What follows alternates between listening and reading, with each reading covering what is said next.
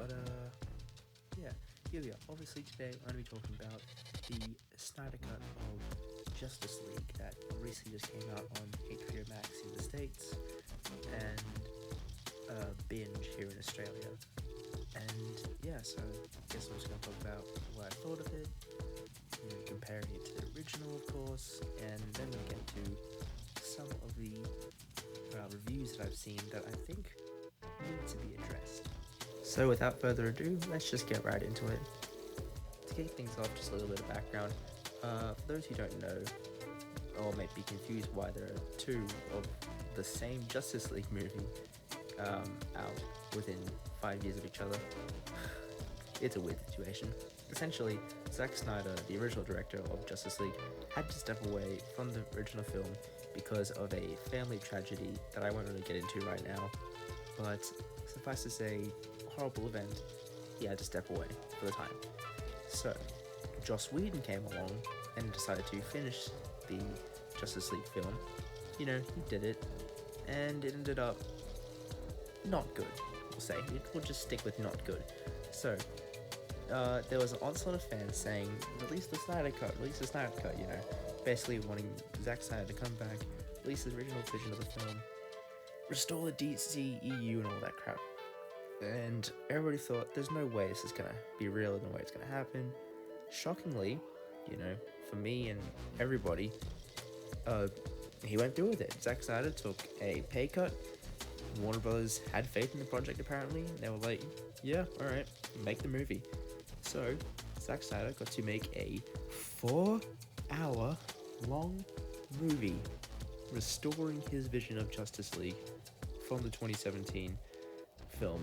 And you know what? I'm gonna say it. It was really good. To mine, and I believe most people's shock and surprise, Zack Snyder's Justice League actually turned out to be a genuinely good film, right? Despite the 4-hour, incredibly intimidating 4-hour length, and this kind of dour tone and everything, and despite what he was restoring from the 2017 film, he actually managed to make a genuinely decent film and bring his vision to life. It very much fits in line with the sort of dire and, I'll say grimdark aesthetic of DCEU that Zack Snyder was going for, and it sort of restores the project to what Zack originally wanted to create, making just really enjoyable, really decent, vast improvement from the 2017 shit show. If you can't tell, I really did not like Justice League 2017, but yeah, here we are. Now we have the Snyder Cut. This is really good for a few reasons, one being good, two, having a director be able to, have his own vision be restored, which is good for him in an individual scale. But 3, it looks like it's going to be a success. In fact, I think it's been pretty successful already so far. So, this is an incentive for studios to let their directors follow through with their creative visions more often, take a few more risks, restore their original cuts, things like that. I think it's just really good for directors to be able to do that. Now, yeah, basically the plot of the movie is really almost the same as the original film in that it is the Justice League must band together to stop the pawns of Darkseid coming to Earth and using the mother boxes to terraform the planet and, achieve the anti-life equation. Nerd shit. It's nerd shit. But, yeah, so Batman goes on a globe-trotting adventure to gather all the heroes so they can band together at the last second and save the day. Let's see, how much time do we have? I'll try not to go into too much spoilers, at least for this first part. If I have time, I might do a spoiler section, but for the most part, I'll just stick to non-spoiler section. A downside, I would say, is there are definitely some scenes that didn't need to be in the film, not because they didn't add anything or whatever, just that they felt kind of repetitive. I feel like there are some scenes in some movies that, even though they don't really add much, it's okay to still have them there, because they're enjoyable. But in this case, I would say no. A lot of these, like there are scenes when the main bad guy of this film, Steppenwolf, talks to Darkseid in Apocalypse, to Darkseid, who was on Apocalypse, and kind of relays the same information.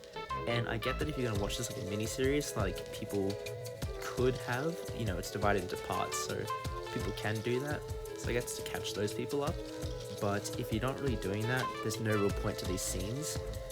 And of course, there's that incredibly intimidating 4-hour runtime. 3-hour endgame runtime was long enough, and I feel like 4 hours is going to put a lot of people off from watching this film, which is unfortunate because I think it definitely deserves the watch. It's actually a really enjoyable film, and other than those small grievances, I would rate it pretty highly. I'd say the DCEU's, I think their best film. I'll say it. It's their best film.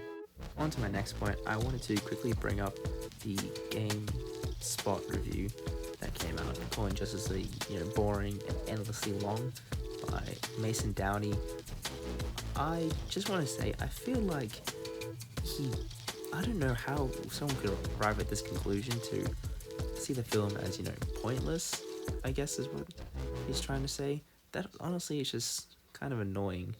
Like, I can completely understand not liking this film or thinking that, it is too long or anything like that.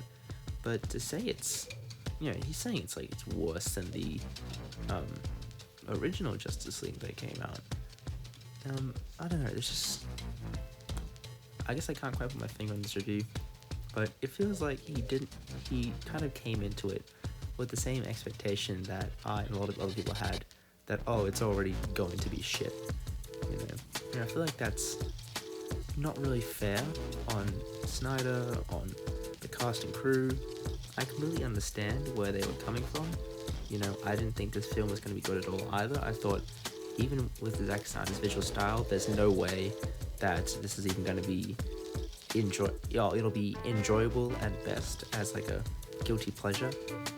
But the actual result is a vast improvement on what we got in 2017, and it actually made for a genuinely decent, entertaining, fun film. The CGI is a little here and there, I will admit, but for the most part, Zack Snyder put in the work, went back and fixed what was essentially a massive passion project for him.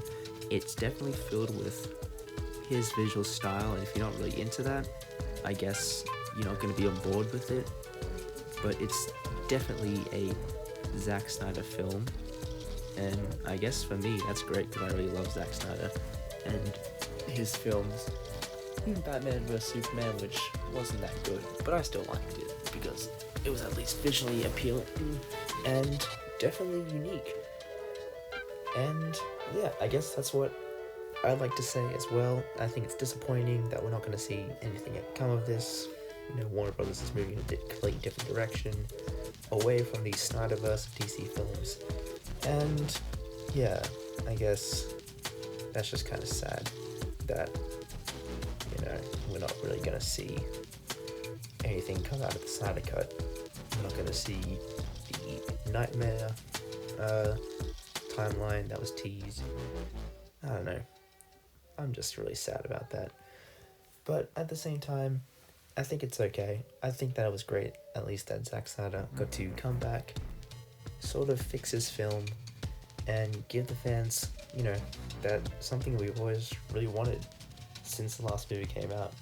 And it's great to see that a big Hollywood company, like Warner Brothers and, a big company like DC, actually decided to put in the funds and put in the faith in Zack to let him make this film at all. And it's honestly a cinematic miracle that it exists, and you can't you can't fault me for that. I'm fanboying out a little bit here, I'll be honest. But I am just really excited this movie exists.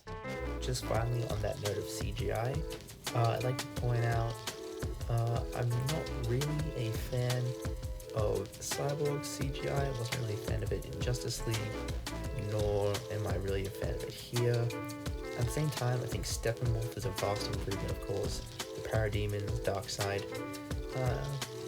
even one character who comes in at the end, but I won't say who because it's kind of a spoiler. But they come in at the end, and I like their design, but I can personally see why other people wouldn't. But overall, I think during the technical aspects of the film are vastly improved, and I just think they're kind of hit or miss though, even still. With a very stylized film like this, that it's gonna be hit or miss, and I guess that's something we have to expect. So anyway, that's gonna do it for now. Thank you for watching this sort of mini review and overview of Justice League, the Snyder Cut, and the surrounding criticisms therein, etc, etc. If you like this and aren't subscribed to the channel, go ahead and subscribe. That'd be really cool of you guys.